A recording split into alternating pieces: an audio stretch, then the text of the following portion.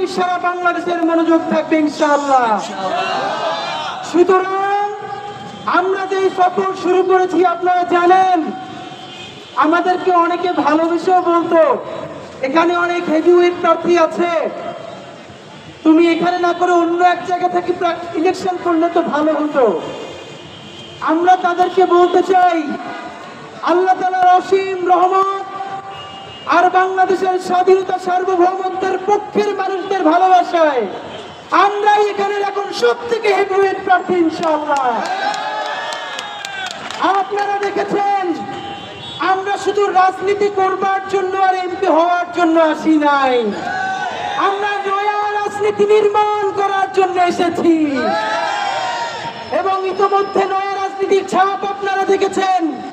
গত 15 দিন ধরে ফজর থেকে রাত 10টা পর্যন্ত ঢাকাতে রড়িতে গড়িতে বিভিন্ন মসজিদে আমরা নামাজ পড়ি, আমরা মন্দিরের সামনে যাই, আমরা বাড়ির সামনে বসে চা খাই, কথা বলি। আমাদের এই টিম একটা জায়গায় 1 টাকাও বিল দিতে পারি নাই। একজন চাওয়ালা ভাই আছেন, তিনি আজকে আবার এসেছেন। এর আগে আপনারা দেখেছেন 100 টাকা পুরনো নোট জমিয়ে 10 দিনে 100 টাকা করে 1000 টাকা আমাদের মুঠোর মধ্যে এনে দিয়েছেন। আজকে তিনি বাসা থেকে আচার বানিয়ে নিয়ে এসেছেন, তার বাসা থেকে আচার বানিয়ে দিয়েছে আমাদের জন্য।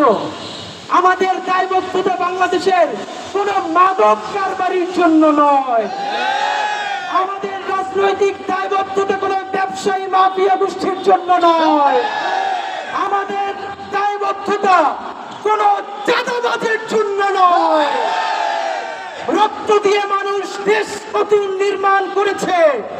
আগে যে 200 টাকা চাঁদা দিত, সেইখানে 400 টাকা চাঁদা দেওয়ার জন্য নয়।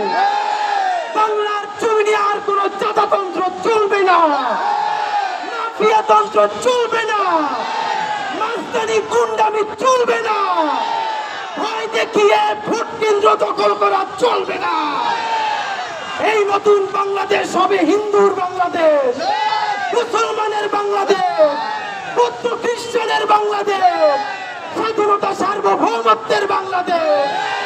এই বাংলাদেশে আর নতুন করে ফ্যাসিবাদ কায়েম করা চলবে না।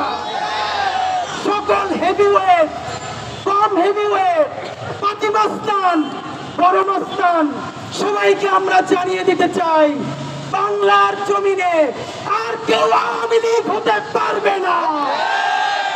কেউ যদি মাফিয়া তন্ত্রের আওয়ামী লীগ হতে চায়, আমরা আবার চুলাই হয়ে নেমে আসবো। আমি একা ওসমান হাদি ঢাকা 8-এর প্রার্থী নয়, সমস্ত মাফিয়া তন্ত্রের বিরুদ্ধে 300 আসনে আমার যত ভাই, আমার যত বোন জনগণের ম্যান্ডেট নিয়ে নয়া রাষ্ট্র নির্মাণের জন্য নির্বাচন করবে, আমরা তাদের সকলের জন্য প্রচারণা করব। বন্ধুরা আমার, যে লিফলেট আজকে নিয়ে এসেছি, এই লিফলেট আমার টাকায় করা না। শহীদ পরিবার আমাদের কাছ থেকে ডিজাইন নিয়ে আমাদেরকে লিফলেট বানিয়ে দিয়ে গেছে।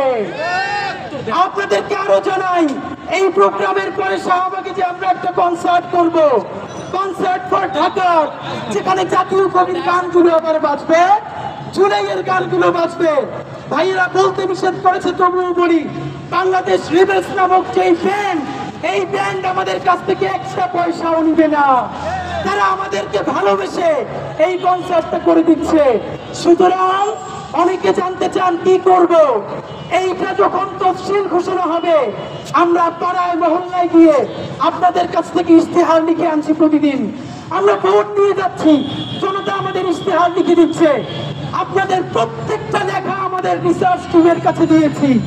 এই প্রত্যেকটা লেখাকে গুছিয়ে আপনাদের যে প্রশ্ন, সেই প্রশ্নের সমাধান নিয়ে আবার ওয়ার্ডে ওয়ার্ডে যাব ইনশাআল্লাহ।